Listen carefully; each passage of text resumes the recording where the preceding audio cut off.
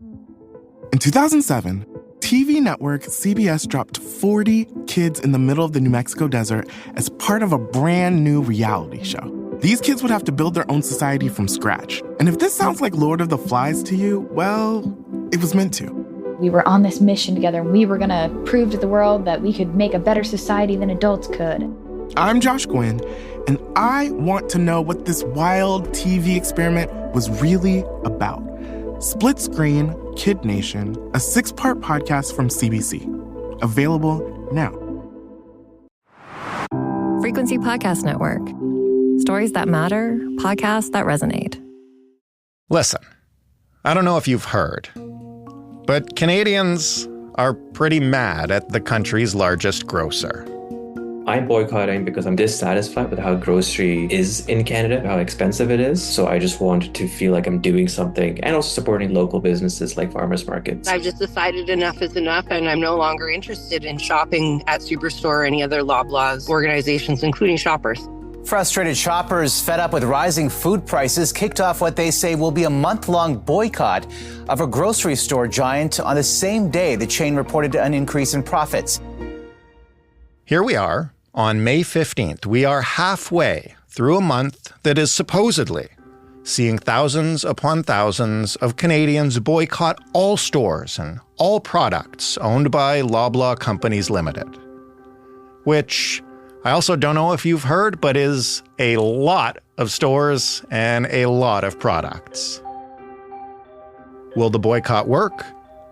Probably not. So far, the corporate giant hasn't done anything about it. But the reasons behind both the boycott and its effectiveness are worth examining. We live in an age of boycotts. Hardly a week goes by without a new call to withhold our business from a different store or refuse to buy a different product or use a different service. Those boycotts rarely work, but some of them do. What makes a successful boycott in the digital age? What could the thousands of Canadians who really are fed up with Loblaw and other grocery giants do to get some traction? And why do these things feel so satisfying even if they don't end up making a difference? I'm Jordan Heath Rawlings. This is The Big Story.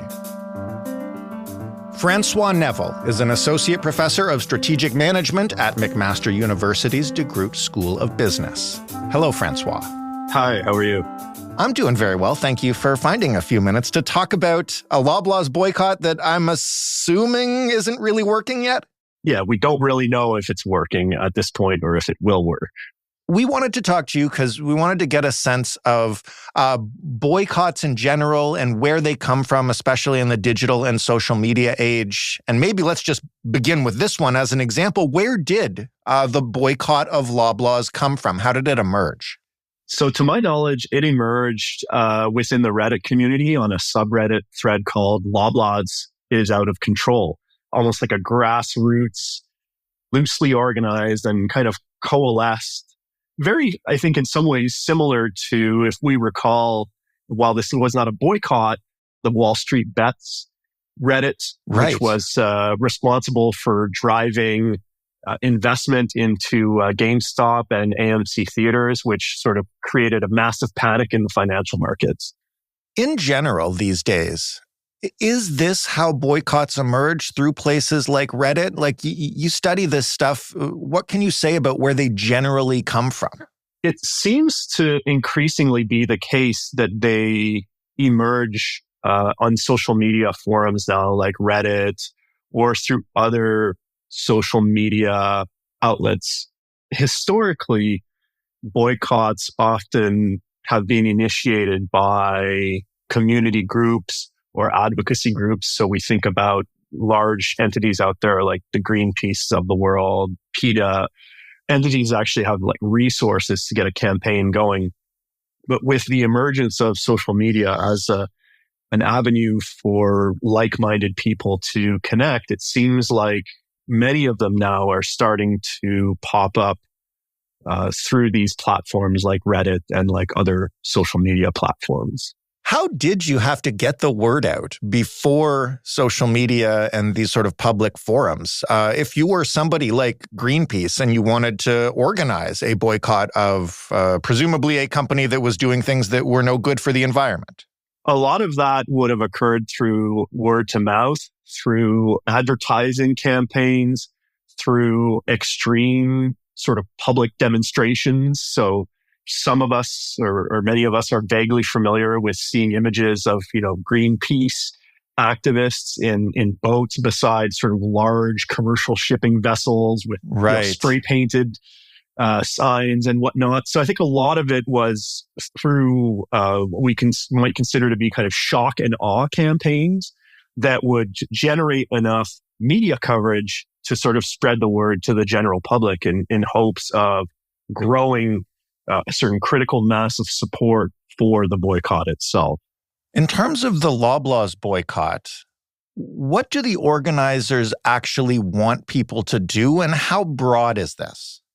I think it's an interesting question because it speaks more generally to maybe the times that we live in, where it seems like we're increasingly seeing groups of citizens who are generally unhappy with something and they want it to change, but then the demands themselves are not necessarily actionable. So in the case of Loblaw's, what I've seen in the coverage is that the general goal of the boycott is to reduce grocery prices and increase food security for Canadians. Now that sounds good, but it's a pretty broad statement. I don't really know what they mean by food security necessarily. And some of the more specific demands that are being made across the board, price reduction of 15%, reducing loyalty benefits or member-only pricing for PC Optimum card holders, and putting price caps on essential items.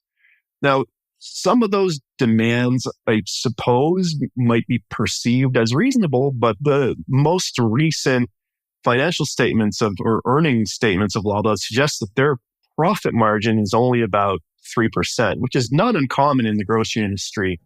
Given the economic forces that shape competition in that industry, profit margins are not as high as we might think. And so it starts to become, I think, a bit challenging to think about how a price reduction of 15% can actually be implemented in a way that is mutually beneficial here.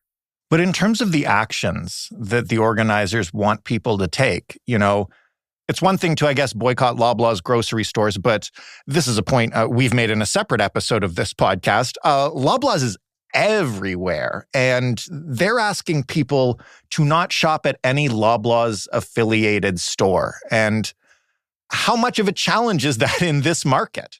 That's a fantastic point. And I think that when it comes to this boycott, there's a couple of different layers that I think are going to make it challenging for it to continue or to gain momentum. Generally, boycotts require some modification of the consumer behavior. And with groceries in particular, we're thinking about a very habitual behavior, one that is largely driven by convenience. Think about the average person. Does that person want to drive further to get to a different grocery store? Do they want to have to learn a new store layout? Right. Some people might be very partial to the President's Choice Blue Menu, private label, and they're not necessarily willing to give those up. And then the second part of it, sort of more directly to your point, is that the parent company of Loblaw's, there's a huge portfolio of brands there. They're essentially everywhere. So we're now asking, or the organizers of the boycott are asking potential participants to do fairly extensive research and to keep all of these top of mind to avoid them. And when we look at the different companies that are sort of under this umbrella, we also find some low cost players, no frills, I believe. So if the argument is that Loblaw's is charging, exorbitant prices, but you're also asking boycott participants not to shop at no frills, which would be, I think, the logical alternative for a lot of people who are trying to be mindful of their finances, it starts to get a little bit sort of muddy, if you will.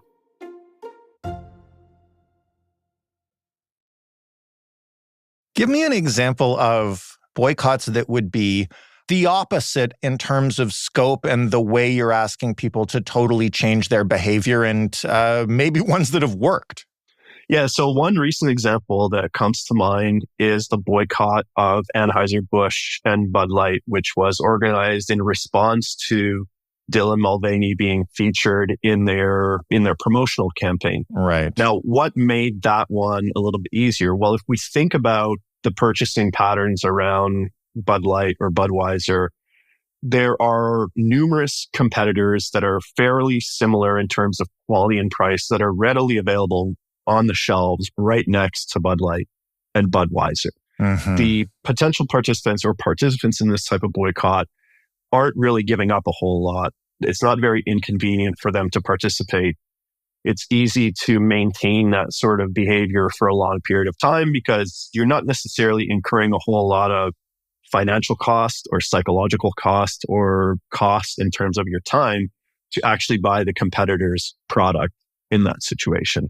In terms of this boycott, and you also mentioned the Bud Light boycott, which is obviously very politically tinged, how much of this is about the stuff you just kind of explained, wanting this company to change their behavior in a way that can perhaps make things better for consumers without necessarily harming their bottom line or whatever? And how much of it is just about emotion and anger?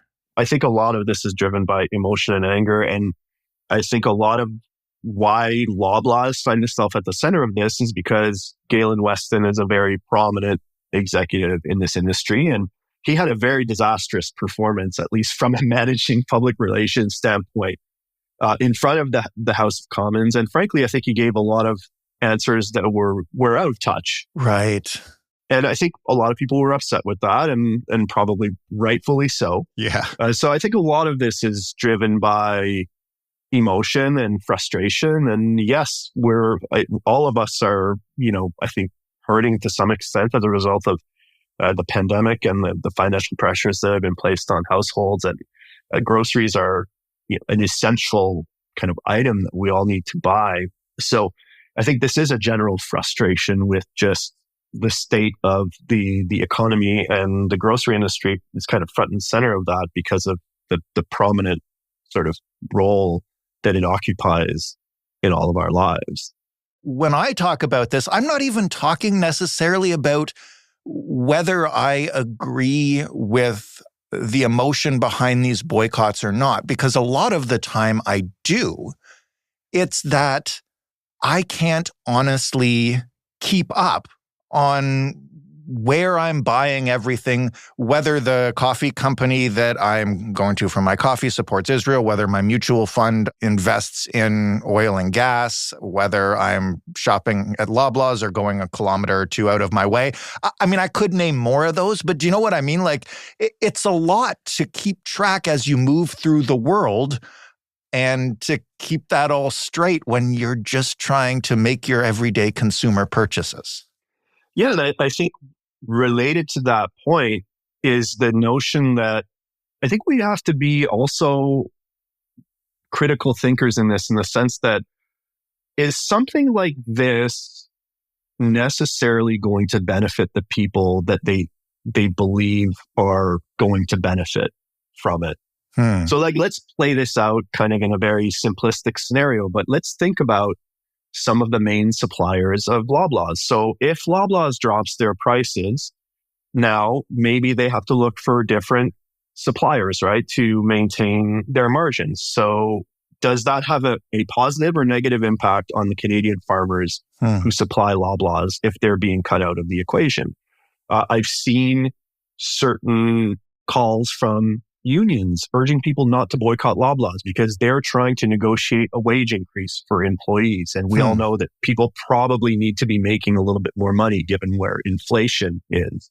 If Loblaws drops their prices, what does that do to just supply of food in general? And are people who are in a lower socioeconomic position able to acquire what they need now that things have been artificially deflated or what have you? So I think that's an important sort of nuance or an important perspective to apply to this as well. And, The thing that's interesting about Loblaws is that I don't think that I have ever considered them to be a cost leader in the industry. I don't think they've ever claimed that they were trying to be the most affordable grocer out there. There certainly are other players that are cost leaders.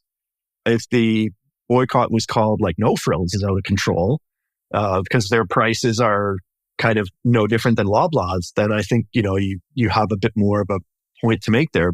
This boycott is ongoing through this month. It's gotten, this podcast aside, a ton of media attention.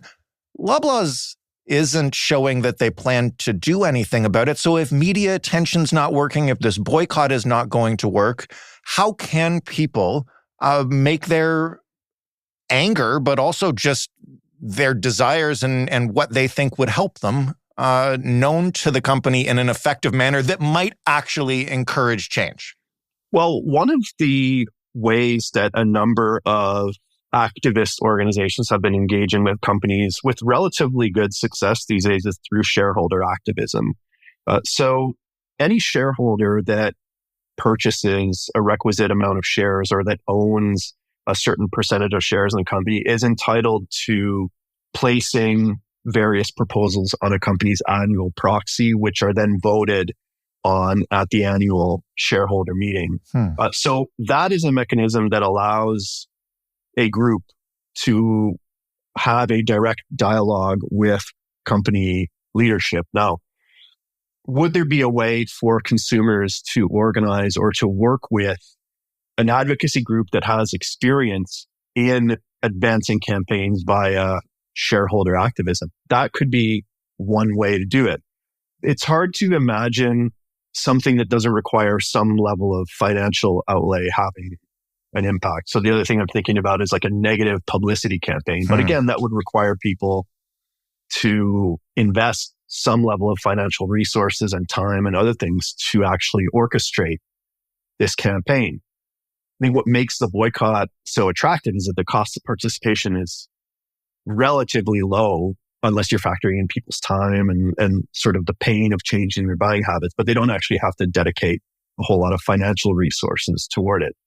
The strategies that might be more effective are probably going to require a little bit more of a financial commitment from people, which is sort of counterproductive if we're all struggling a little bit financially. And the point of this campaign is to try and get Loblaws to change in a way that coincides with those struggles. This is a really important conversation. I think there are legitimate questions to be asked around the optics of corporate greed and whether the grocery industry in particular is one industry that we have to take a close look at to make sure that the everyday Canadian or the everyday consumer is able to afford groceries. But at the same time, I think it's important to take a very measured perspective on this and think about how this type of change can be achieved in a way that the majority of people will truly be better off.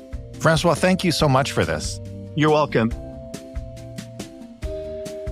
François Neville from McMaster University's DeGroote School of Business.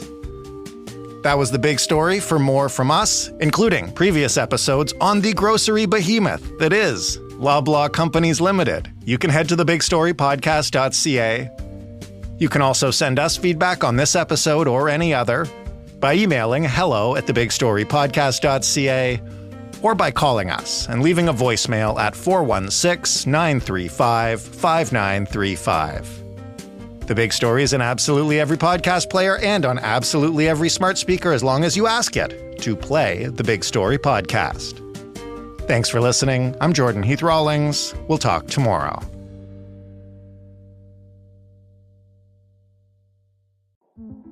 In 2007, TV network CBS dropped 40 kids in the middle of the New Mexico desert as part of a brand new reality show. These kids would have to build their own society from scratch. And if this sounds like Lord of the Flies to you, well, it was meant to. We were on this mission together, and we were going to prove to the world that we could make a better society than adults could. I'm Josh Gwynn, and I want to know what this wild TV experiment was really about. Split Screen, Kid Nation, a 6-part podcast from CBC. Available now.